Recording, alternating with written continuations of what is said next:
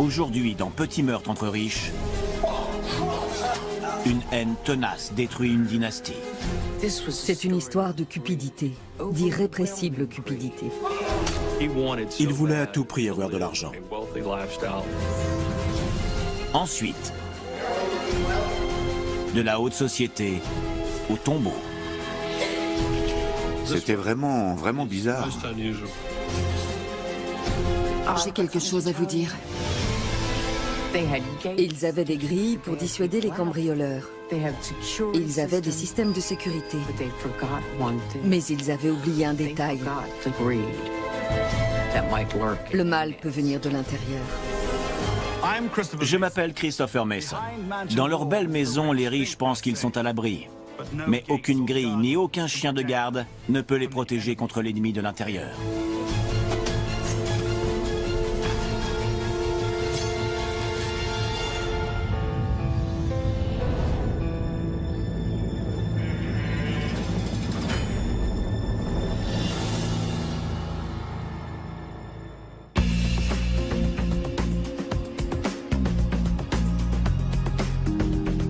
En haut d'une colline de Fort Worth, au Texas, se dresse une rutilante forteresse.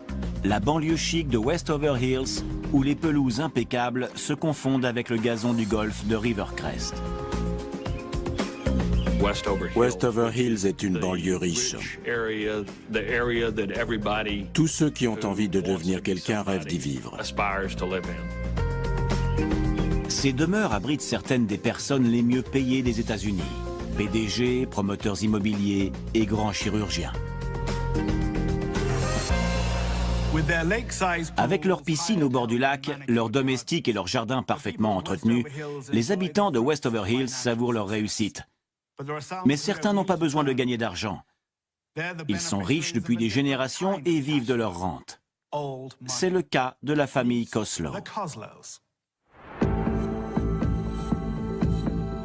Jack et Karen Koslow habitaient un hôtel particulier de 370 mètres carrés. Karen descendait de la royauté texane. Sa famille possédait de nombreuses actions pétrolières. Jack était très riche aussi. Il faisait partie du gratin de Fort Worth.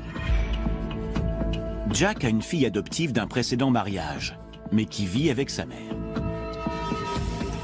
Sans aucun enfant à la maison, Jack et Karen profitent de leur vie de riches retraités. Ils s'adonnent à leurs loisirs la journée et aux mondanités le soir. Jack est un golfeur passionné et Karen aime la décoration florale. Elle est la marraine d'une association d'aide aux enfants hospitalisés et de la Ligue américaine contre le cancer. Ils sont tous deux amateurs de culture. Ils soutiennent l'orchestre symphonique et le ballet de Fort Worth. Ils étaient faits l'un pour l'autre. Il était brillant, elle était issue d'une grande famille. La vie semblait leur sourire. Mais tout bascule le 12 mars 1992 à 3h41. Qui est là? Le voisin des Koslow reçoit une visite inattendue. Aidez-moi, Qu'est-ce qui s'est passé? appelez la police. Ma femme, elle a été assassinée. Oh non! Il était couvert de sang. Il était à peine reconnaissable. La police se précipite au domicile des Koslow. Mais Karen est morte depuis plusieurs heures. Alors, ça donne quoi? Elle a la gorge tranchée et un couteau ensanglanté est posé à côté d'elle. Elle a visiblement reçu de nombreux coups qui semblent avoir été portés avec une pince à levier. Mais aucune arme de ce type n'est retrouvée sur place. Il y avait énormément de sang partout. Nazim Pirwani, le médecin légiste, est frappé par la violence de la scène de crime. J'ai traité des milliers d'affaires, mais rarement d'une pareille sauvagerie. Un tel degré d'acharnement, c'est inhabituel. Pour lui, une telle brutalité suggère un crime passionnel. Souvent, quand une femme est assassinée, c'est le conjoint qui est le coupable.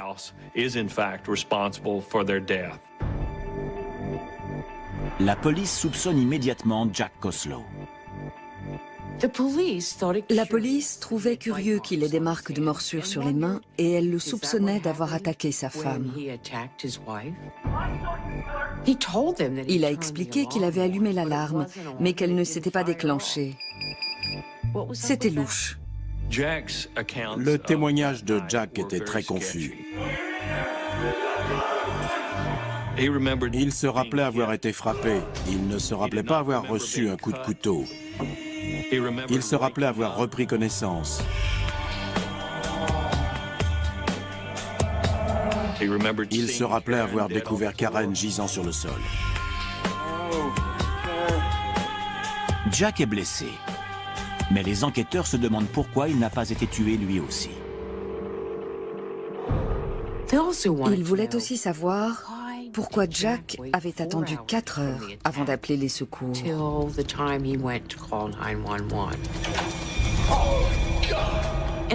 Et pourquoi il ne les avait pas appelés depuis son domicile? À la place, il est allé chez un voisin.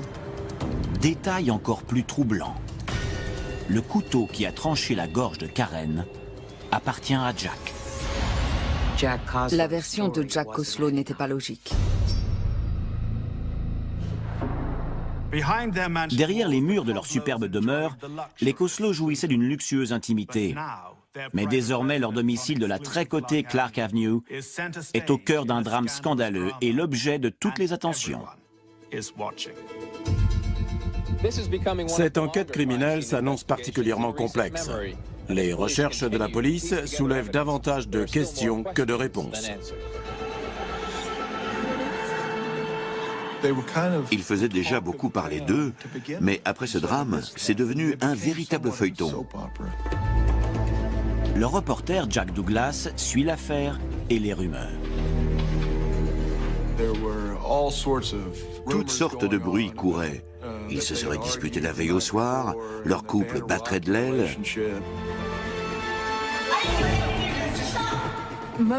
La plupart de leurs connaissances ignoraient qu'ils avaient fait appel à un conseiller conjugal. Jack était dans la ligne de mire des médias.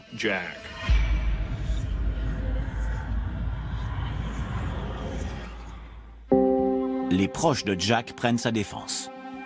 Bonjour, toi. La première à s'exprimer est Christy Koslow. Bonjour Karen, ça va? Très bien. Tant mieux. Ça a été un choc terrible. Christy a organisé une conférence de presse sur la pelouse de la maison peu de temps après le meurtre.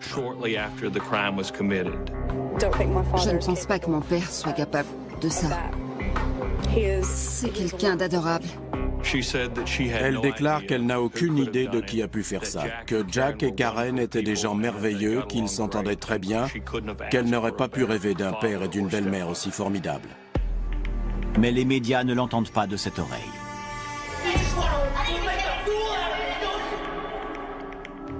Jack a perdu les pédales. Et il s'en est pris à sa femme. Il l'a battue à mort, il lui a tranché la gorge.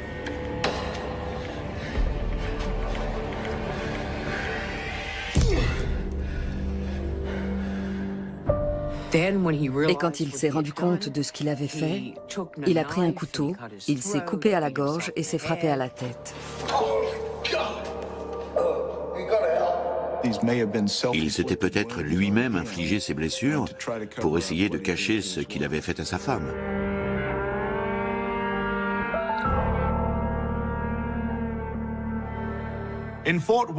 Au tribunal de l'opinion publique de Fort Worth, Jack Koslow semble destiné au couloir de la mort.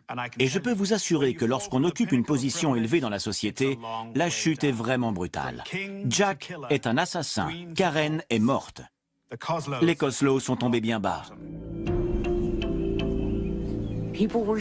Les gens ont été choqués de voir Jack Koslow à l'enterrement de sa femme.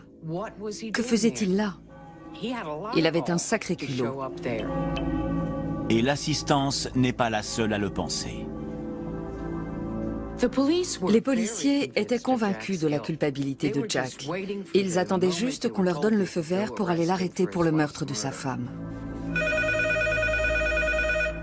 Et un jour, le téléphone a sonné. Et les certitudes de la police volent en éclats.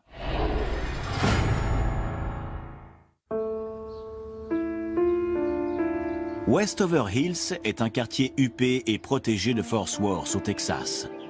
Ses habitants y coulent des jours paisibles, rassurés par un taux de criminalité presque nul.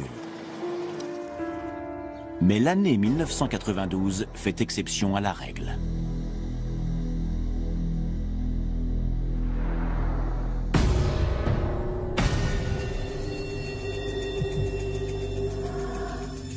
Jeudi avant l'aube, Karen Coslow a été battue à mort.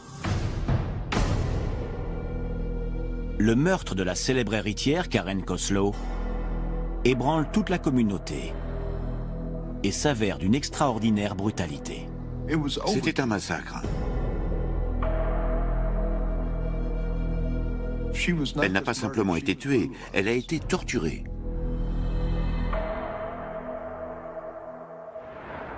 Les habitants de Fort Worth sont terrifiés à l'idée qu'il puisse y avoir un tueur parmi eux.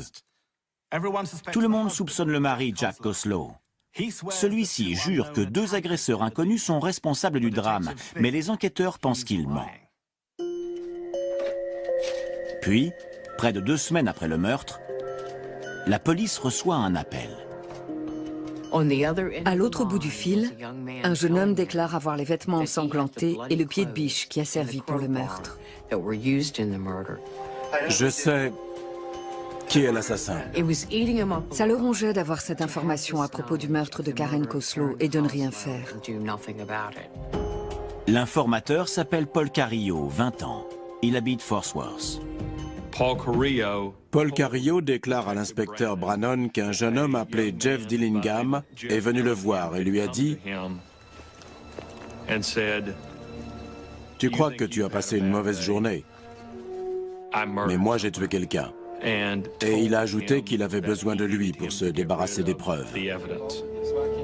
Paul n'a pas envie de l'aider, mais il a peur de son ancien camarade de classe, Jeffrey. Jeffrey était un des meilleurs élèves du lycée. Il ne connaissait même pas les Coslow. Cela n'avait aucun sens. Les enquêteurs n'en croient pas leurs oreilles.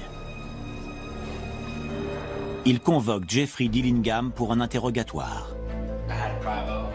Et celui-ci ne tarde pas à passer aux aveux. Les aveux de Jeff Dillingham m'ont beaucoup marqué, car ils étaient dénués de toute émotion. Il a décrit le cours des événements avec un détachement total.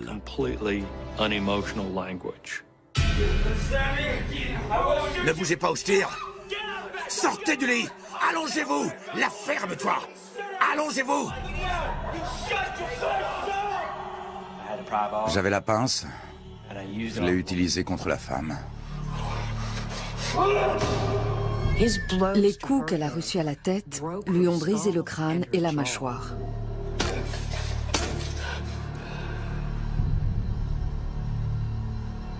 J'ai aussi tabassé l'homme. Mais elle s'est relevée alors. Je me suis approché et je lui ai donné un coup de poing. Très fort.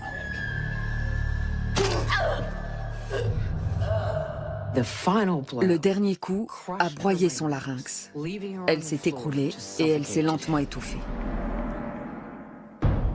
Ensuite, Dillingham dénonce le 2e agresseur, son bon ami Brian Salter, qui se révèle tout aussi brutal.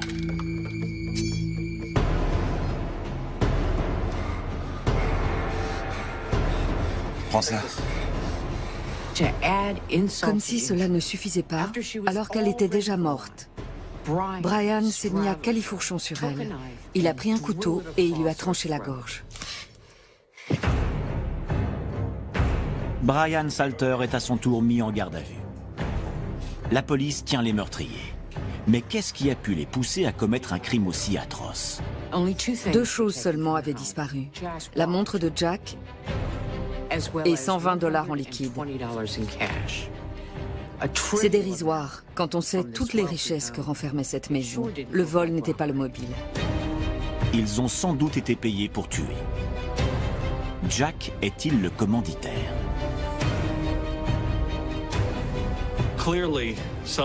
Il s'agissait manifestement de personnes qui connaissaient la disposition de la maison et le code de l'alarme. Puis, Jeffrey Dillingham lâche une bombe. Il a désigné la petite amie de Brian. Christy Koslow. Christy Koslow. C'est quelqu'un d'adorable. La fille adoptive de Jack. Qu'est-ce qu'elle fait là? Christy ne vit pas avec son père et sa belle-mère. Elle avait essayé de vivre avec Jack et Karen pendant une courte période, mais ça n'avait pas marché, leur rapport était tendu. Qu'est-ce que tu veux? Rien. J'ai pas le droit de rendre visite à mon père?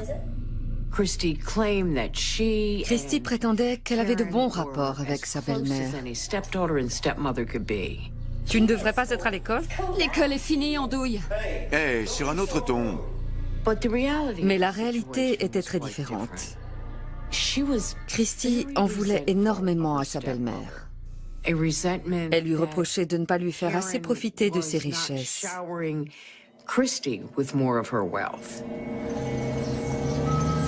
Christy vit avec sa mère, Paula, l'ex-femme de Jack. Elles habitent une petite maison confortable. C'est trop injuste. Mais pour Christy, c'est un affront. On vit dans un taudis.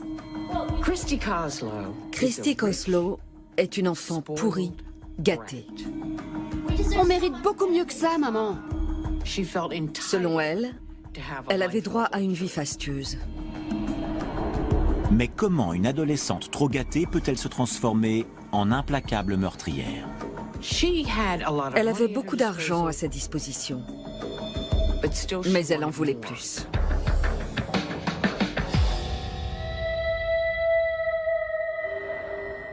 Christy fait ses calculs. 2 millionnaires morts égale un énorme héritage. Mais comme beaucoup d'enfants gâtés que j'ai rencontrés, Christy n'a aucune envie de faire elle-même le sale boulot. Christy savait très bien manipuler Brian Salter.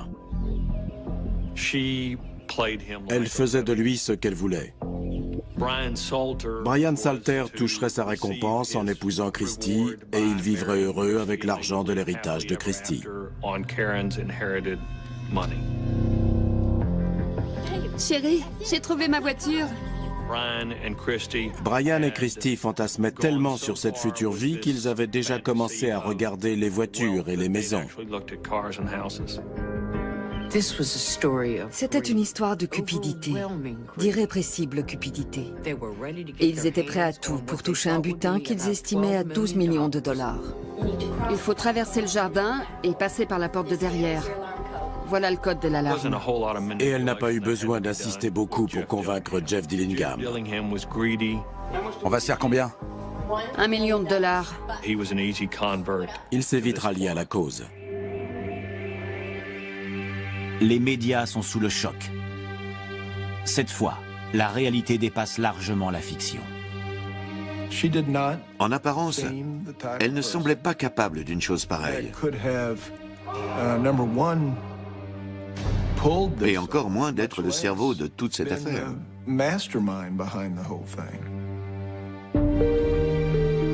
Il y a une chose que l'on apprend vite au contact des gens riches. L'argent peut faire beaucoup de mal. On est imprégné d'une forte culture judéo-chrétienne qui nous dit que l'argent est la racine du mal. Si vous foirez, on n'aura rien. Mais en fait, ce dont la Bible parle, c'est de l'amour de l'argent. J'ai trouvé ma voiture. On va se faire combien? Et c'est ce qui les a poussés à agir. Ils aimaient l'argent plus que n'importe quelle personne sur Terre.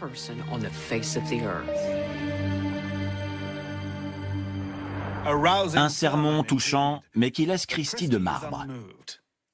La jeune femme préfère l'amour à la religion. Christie essayait de se faire passer pour une Robin des Bois des temps modernes, qui volait aux riches pour donner aux pauvres. Jack est anéanti.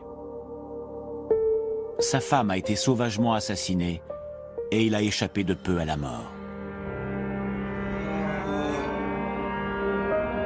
Il a d'abord été suspecté, puis il a découvert que sa propre fille avait tout manigancé.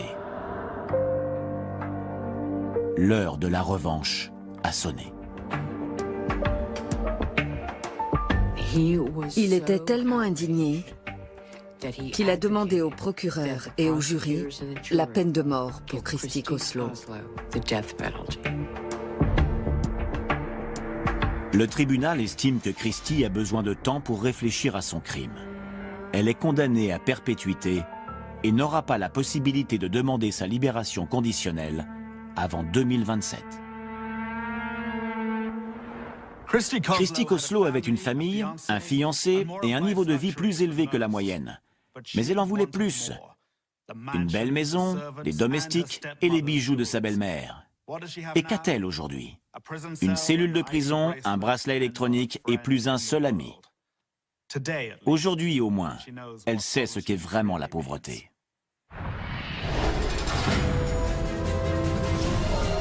À suivre dans Petit meurtre entre riches. Ce n'étaient pas des gens qui pouvaient disparaître comme ça. Où étaient-ils? Un couple de la haute société disparaît sans laisser de traces. C'était très bizarre. Pour certains, l'argent est synonyme de pouvoir. Signe ou je te déshérite.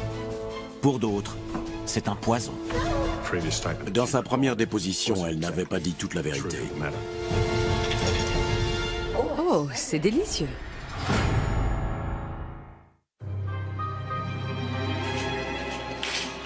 On ne voit pas qui pourrait leur vouloir du mal. Melbourne, en Australie, le 10 avril 2002. On est sans nouvelles depuis 6 jours. On est très inquiets. Les enfants de la riche famille Wales lancent un appel désespéré. S'il vous plaît, contactez la police. Leur mère et leur beau-père ont disparu. Ça ne leur ressemblait pas de ne pas donner de nouvelles. Il ne serait jamais parti sans ses médicaments.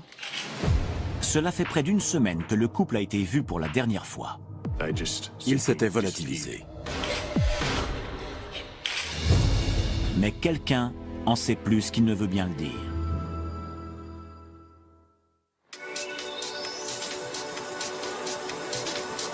À la fin du 19e siècle, Melbourne, en Australie, était la ville la plus riche du monde et la perle de l'Empire britannique. Aujourd'hui, elle conserve encore certaines caractéristiques de l'ancienne puissance coloniale. Le système de classe est l'une d'entre elles. L'écart entre les riches et les pauvres est aussi marqué de nos jours qu'il l'était il y a 100 ans. Toorak, au sud du fleuve Yarra, est le Beverly Hills local. C'est ici que vivent les personnes les plus fortunées de Melbourne. Ils font partie de ces gens qui possèdent un chalet à la montagne et une villa à la mer, et qui dépensent beaucoup d'argent dans les boutiques de luxe et chez les antiquaires. Margaret Wales King et Paul, son mari, appartiennent à cette bonne société.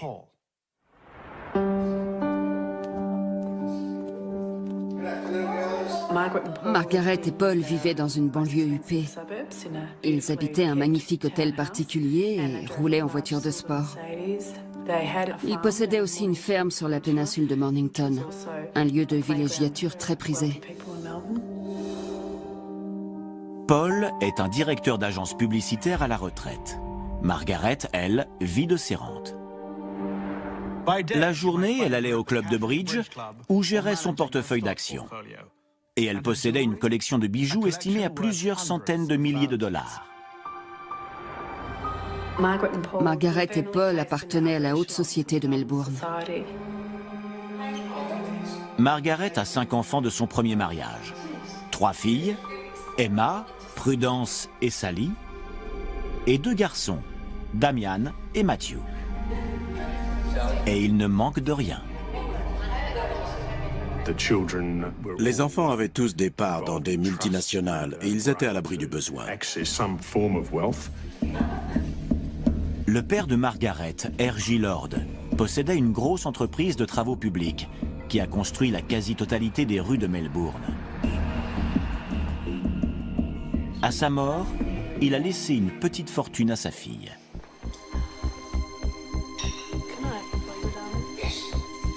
Les parents de Margaret lui avaient donné beaucoup d'argent. Elle en faisait profiter ses enfants, ce qui lui donnait le droit d'interférer dans leur vie. Ils étaient divisés au sujet d'un héritage et ils n'arrivaient pas à se mettre d'accord. Je ne signerai pas, maman. Margaret veut investir l'argent de la vente d'une propriété familiale dans sa propre société d'investissement. Mais elle a besoin du consentement de ses enfants. Matthew va signer, n'est-ce pas, chérie? Mais les enfants pensent que leur grand-père voulait qu'ils héritent de cette propriété. L'aîné a pris position et le plus jeune, Matthew, ne veut pas s'en mêler. Je ne sais pas de quoi il retourne. Matthew était un peu différent. Il ne semblait pas très intelligent. Matthew était le plus jeune. C'était le vilain petit canard. Il n'était pas aussi brillant que ses frères et sœurs. Matthew ne signera pas. Il ne va pas signer. Il était presque handicapé mental. Il avait un QI de 83. Il ne sait pas ce qui est le mieux pour lui. Il était devenu coiffeur. Et il pensait que sa famille le considérait comme inférieur à eux. Matthew a beau être la brebis galeuse de la famille, il est le préféré de sa mère, son fils chéri.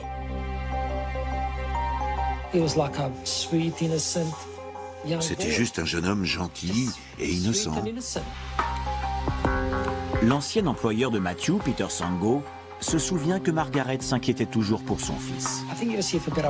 Il était là depuis un mois, quand sa mère est venue pour me dire que si j'avais des problèmes pour le garder comme employé, elle m'aiderait à payer son salaire. C'est très courant dans les familles aisées. L'argent donné à un enfant est considéré comme de l'amour en moins pour les autres. Mais Margaret se rend-elle compte du mal qu'elle fait ?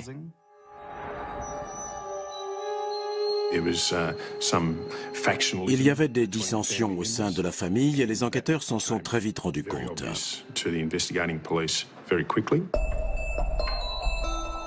L'inspecteur Brian Ricks est un enquêteur chevronné et il a un mauvais pressentiment concernant cette affaire.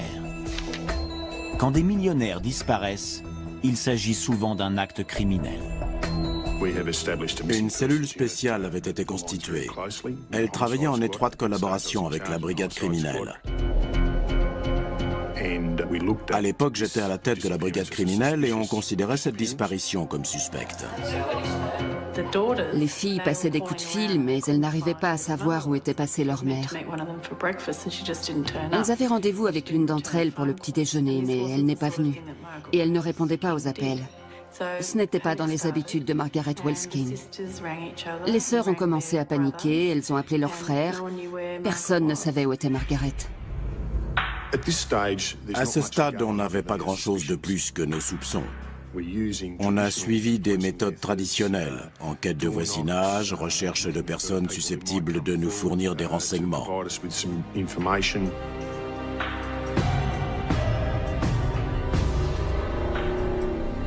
Ils ont interrogé tous les frères et sœurs sur leur emploi du temps le soir de la disparition.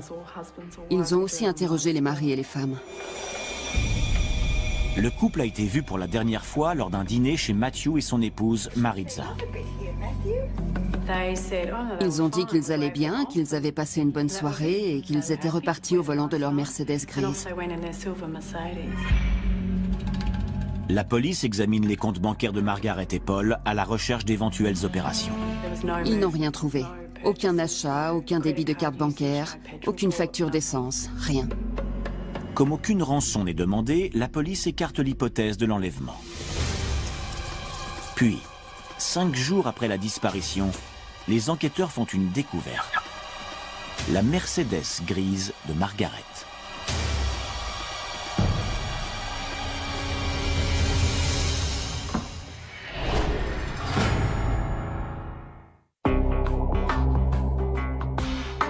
La riche héritière Margaret Wales-King et son mari Paul ont disparu depuis 5 jours et tout le monde craint pour leur vie.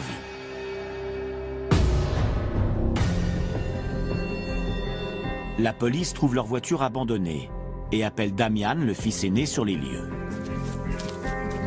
Il possède le double des clés. Sait-il ce qu'il y a à l'intérieur du coffre?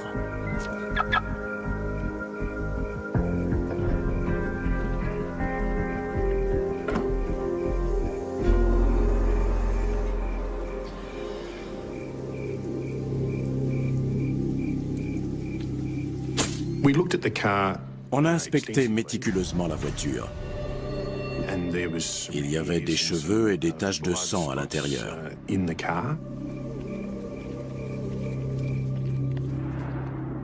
Cette enquête dépasse désormais les compétences du service des personnes disparues.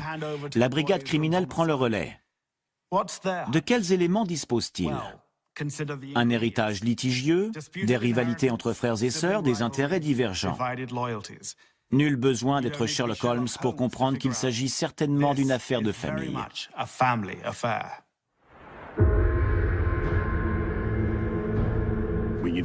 On a interrogé tous les membres de la famille. J'ai mis leur domicile sous surveillance, placé les téléphones sur écoute. On a tout mis en œuvre pour essayer de recueillir des preuves. Chacun des enfants Wales est un suspect potentiel. Mais Matthew et Maritza sont les derniers à avoir vu le couple, et cela fait d'eux les suspects numéro 1. Ils ont interrogé Maritza séparément et elle a confirmé la version de son mari. Elle s'entendait bien avec sa belle-mère. Sa belle-mère est venue dîner, le couple est reparti après une soirée agréable. Mais les frères et sœurs de Matthew ont des doutes sur leur belle-sœur. Ils l'ont mise en cause dans les médias en disant qu'elle avait besoin d'argent pour une boutique de prêt-à-porter qu'elle avait montée et qu'elle n'était pas d'accord avec la façon qu'avait Margaret de garder l'argent de la famille. Pour eux, Maritza n'est qu'une intrigante et une menteuse. Ils pensent qu'elle cache quelque chose. Pour Matthew, ce n'est qu'un autre exemple du mépris de ses frères et sœurs. Il avait épousé une femme d'origine chilienne dont les parents étaient immigrés. Il pensait que ses frères et sœurs considéraient qu'il n'avait pas réussi aussi bien qu'eux. Ses relations avec ses frères et sœurs sont très intéressantes. Ils ont des rapports conflictuels. L'expert psychologue Ian Joblin est intrigué par le mode de fonctionnement de la famille Wales. Il pense que les frères et sœurs de Matthew ne sont pas les seuls à avoir une dent contre Maritza. Sa mère n'approuvait pas ce mariage, ni le milieu dont venait Maritza. Quand les enquêteurs l'interrogent, Margaret était sous traitement? Matthew rechigne à parler. Mais les policiers ont un mandat pour fouiller son domicile. Et ils sont sur le point de découvrir une chose que le couple de suspects pensait avoir effacée.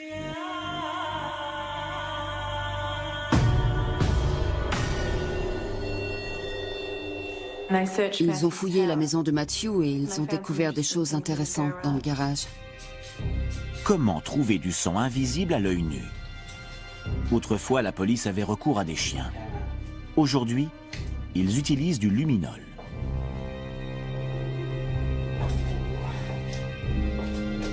Regarde ça.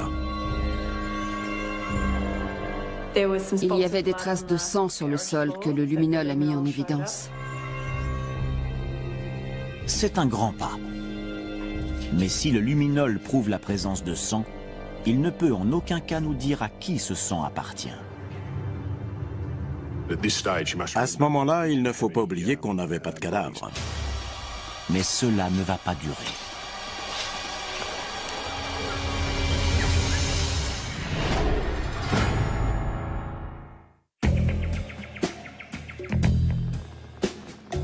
Le 29 avril 2002, dans une forêt reculée à 130 km de Melbourne, des hommes font une macabre découverte.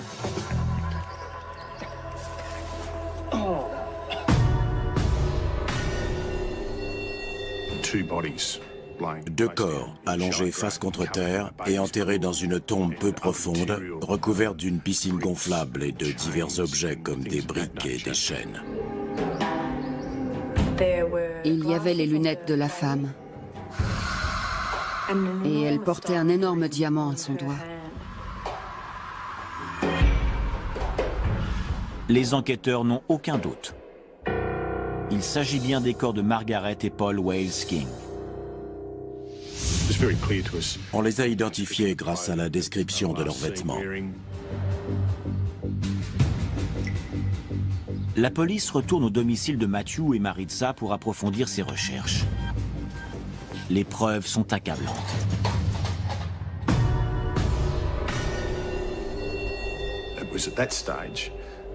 C'est à ce moment-là que l'étau de la police s'est resserré autour de Matthew et Maritza.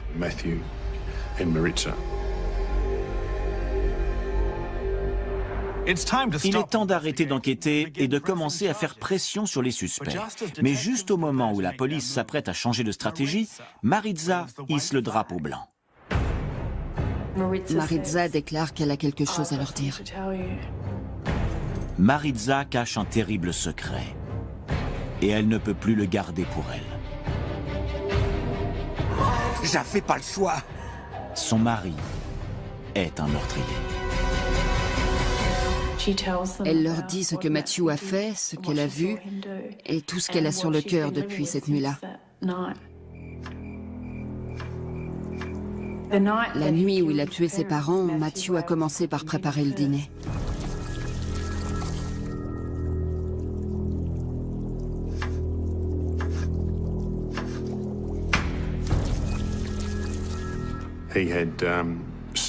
Il avait volé des cachets pour l'hypertension. Il les a écrasés et il les a mis dans la soupe pour les endormir un peu, pensant que ce serait plus facile de les tuer.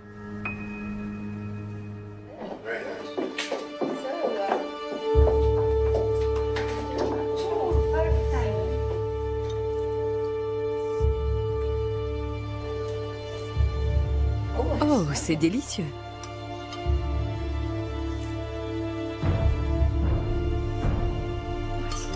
Cette soupe est délicieuse, n'est-ce pas, Paul? Délicieuse. Vers 21h, Margaret a dit qu'elle se sentait fatiguée. Maritza est montée coucher son petit garçon. Elle est restée un moment, le temps de lui dire bonne nuit et de lui chanter une chanson.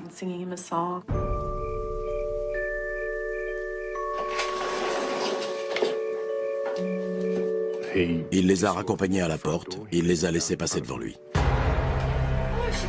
Tu devrais ranger un peu, Matthew. Il y en a partout.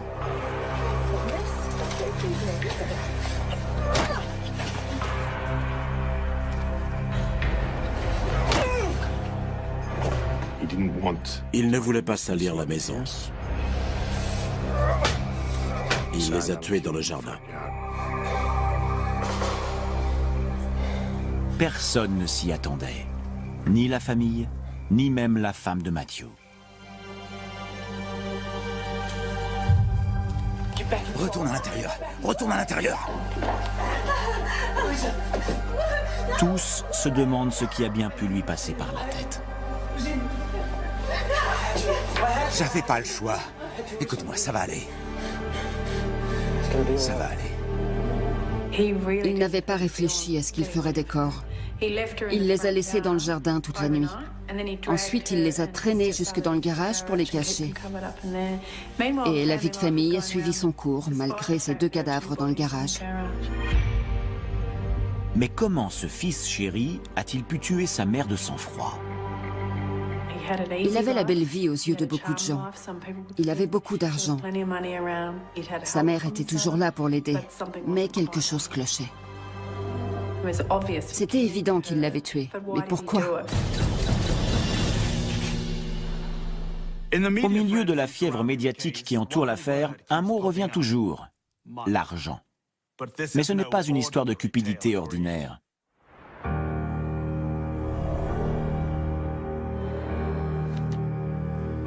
Signe, Matthew. Il n'a pas agi sur un coup de tête. Ce n'est pas arrivé parce qu'il avait besoin d'argent. Signe ou je te déshérite.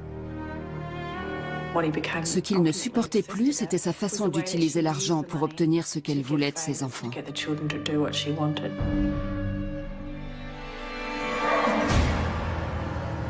Mais pourquoi l'avoir tué? C'était le seul moyen pour lui de se débarrasser du joug de sa mère et peut-être de gagner son indépendance financière. Je ne signerai pas, maman. Matthew va signer, n'est-ce pas, chérie? Matthew avait besoin de reconnaissance, besoin de prouver qu'il pouvait réussir. Mais dans la pratique, il n'y parvenait jamais. Signe, Matthew. Non. Et je pense que sa mère pensait le protéger, alors qu'en fait, elle ne faisait qu'alimenter sa rancœur.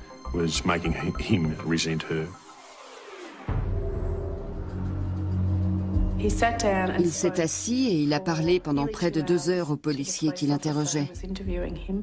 Il n'a montré aucune émotion. On aurait dit qu'il récitait une recette de cuisine. Elle utilisait l'argent pour faire pression. C'était un acte très cruel vis-à-vis de sa mère, mais aussi de son beau-père qu'il connaissait depuis des années. Après 3 semaines de mensonges, Matthew avoue enfin son crime. Vous vous êtes préparé? Oui. Pourquoi? Les enquêteurs sont choqués par son absence totale de remords. Il n'avait pas vraiment le sentiment d'avoir fait quelque chose de grave. Il avait résolu un problème pour lui et pour les autres membres de la famille. Les frères et sœurs de Matthew s'empressent de prendre leur distance. Il voulait que l'opinion publique sache que la faute incombait à Matthew Wells et non pas à la structure familiale. Le problème de Matthew, c'est qu'il avait un QI très bas et une obsession pour la façon dont sa mère utilisait son argent. L'association des deux s'est révélée fatale.